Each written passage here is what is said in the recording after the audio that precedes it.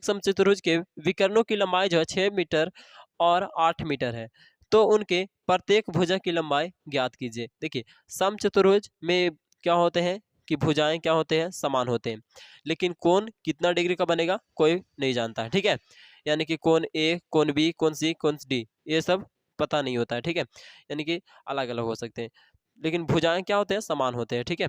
ये जो चारों आप भुजा देख रहे हो, A B, B C, C D और ए डी, वो हो सकता है कि आप लोग थोड़ा कम बेसी, लेकिन वो समान होते हैं एक दूसरे के, ठीक है। ठीक ना, तो इतना पता होना चाहिए, ठीक है। अब देखिए यहाँ पे बोल रहा है कि इसका विकर्ण की लंबाई जो है एक 6 मीटर है और दूसरा क्या है, 8 मीटर है ना। तो इसमें से एक जो कोई बड़ा वाला है, तो बड़ा वाला आपको कौन लग रहा है, तो ए सी लग रहा होगा। तो ए सी को हम 8 मान लेते हैं, और ये जो है आपका बी डी, उसको क्या कर लेते हैं, 6 कर लेते हैं, ठीक है। तो आपको जो भी बड़ा लगे उसको क्या कर लेना है, एक को 8 और एक को 6 कर लेना है, ठीक है। तो बड़ा वाला ई हमको लग रहा था ए सी, तो ए सी हम क्या कर लिए, 8 कर लिए, ए सी बराबर 8। देखिए 8 मीटर। तो होता यह है कि समचतुर्भुज में कि जो विकर्ण होते हैं ना, उसको आधा पर समद्विभाजित करता है। जो मतलब ये मान लीजिए अगर कि इस बिंदु को हम ओ मान ले, इस बिंदु को जो जैसे कि ए पहला विकर्ण को जो दूसरा विकर्ण काट रहा है जहाँ पे, उसको हम ओ बिंदु कर लिए, क्या कर लिए, ओ, क्या माने हैं, ओ। अब ई ओ पर जब कट रहा है तो यहाँ पर जी ई जो है ना, ई वाला, वो पूरा का आधा हो जाएगा, ठीक है। यानी कि ए ओ जो होगा वो ए सी का क्या हो जाएगा, आधा हो जाएगा, ठीक है। यानी कि हम लोग यहाँ पे अगर ए ओ लिखना चाहें तो क्या लिखेंगे, ए सी बटा में 2 लिखेंगे, जिससे क्या हो जाएगा कि 8/2 यानी कि आ जाएगा 4। ए ओ का मान कितना आ जाएगा, 4। और ए हो ही नहीं बल्कि क्या हो जाएगा, ओ सी भी क्या हो जाएगा, 4 हो जाएगा। यानी कि 4 इधर और 4 इधर हो जाएगा। उस तरह से 6 पूरा है तो ये 3 इधर हो जाएगा और 3 इधर हो जाएगा। समझ में आ रहा होगा। चलिए, और यहाँ पे देखिए कोण भी बनता है जो 90 डिग्री का कोण बनता है, ठीक है। यानी कि समकोण बनता है, ठीक है। जैसे कि अगर ई त्रिभुज में चलेंगे आप लोग तो क्या यहाँ पर जी समकोण बन रहा है, ई त्रिभुज में चलेगा तो यहाँ पे एक समकोण बन जाता है, ठीक है। विकर्ण मतलब कि कट रहा है ना, तो वहां पे समकोण जैसा बन जाता है, ठीक है। तो यहाँ पे आप लोग को समझ में आ रहा होगा। चलिए, अब यहाँ पे ये जो हमको क्या बोल रहा है कि यहाँ पे उसके प्रत्येक भुजा की लंबाई ज्ञात कीजिए। यानी कि एक भुजा निकल जाएगा तो उसको वही सभी भुजाएं होंगे, है ना, क्योंकि समचतुर्भुज के सभी भुजाएं क्या होते हैं, बराबर होते हैं। तो एक भुजा हमको निकालना है, तो एक भुजा निकालने के लिए क्या करेंगे, देखिए हमको यहाँ पे पता क्या है, अगर हम ए बी और ओ में चले, अगर हम यहाँ पे लिखे कि त्रिभुज ए बी ओ में, तो अगर ए बी ओ में चलते हैं तो क्या हो जाएगा, ए बी ओ में चलते हैं तो देखिए यहाँ पर ई जो है कितना है आपका, ए बी तो पता नहीं है, वो आपका भुजा है एक तरह से समचतुर्भुज का, तो वो तो निकालना है आपको। ओ लिखें ए ओ, तो ए ओ जो है 4 दिया हुआ, 4 मीटर, ठीक है। दिया हुआ नहीं था लेकिन निकाल लिए थे, ठीक है। 4 पता है आपको। फिर आपको क्या पता है, बी ओ, बी ओ कितना पता है आपको, तो बी ओ पता है आपको कि 3 मीटर है, कितना है, 3 मीटर, है ना। निकालना क्या है आपको, ए बी निकालना है। तो अगर आप इसमें देख रहे हो तो ये सबसे बड़ी भुजा है, बड़ी भुजा को हम लोग पाइथागोरस प्रमेय में कर्ण बोलते हैं, क्या बोलते हैं, कर्ण। यहाँ पे समकोण त्रिभुज ना, ये समकोण त्रिभुज में इसको कर्ण बोलेंगे, और इसको में से कोई दोनों को, एगो को लंब और एगो को आधार कर लेंगे। तो लंब ये कर लेते हैं और आधार ये हो जाएगा, ठीक है। यानी कि कर्ण और लंब, और ये लंब और ये आधार, ठीक है।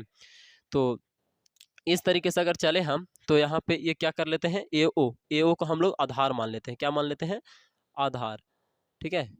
आधार कर लिए, आधार को हम लोग बी से इंडिकेट करते हैं, ठीक ना। और ये हो जाएगा आपका लंब, क्या, लंब। और ये आपका क्या हो जाएगा, कर्ण, क्या, कर्ण।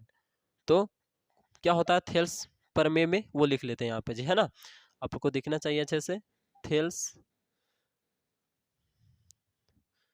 प्रमेय, थेल्स प्रमेय से। तो थेल्स प्रमेय से क्या होता है, कर्ण स्क्वायर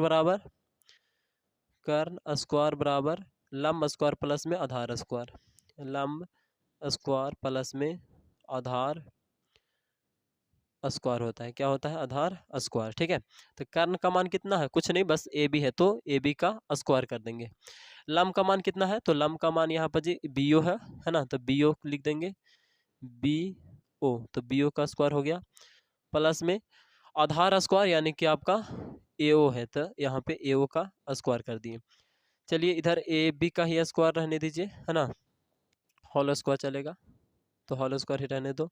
और यहाँ पे BO का मान कितना है 3 है, तो 3 मीटर कर देंगे, 3 मीटर का होल स्क्वायर, और प्लस में इधर AO कितना है, तो AO है आपका कितना 4 मीटर ना, तो यहाँ पे लिख लेंगे 4 मीटर का होल स्क्वायर। ठीक है, यहाँ तक समझ में आ रहा होगा।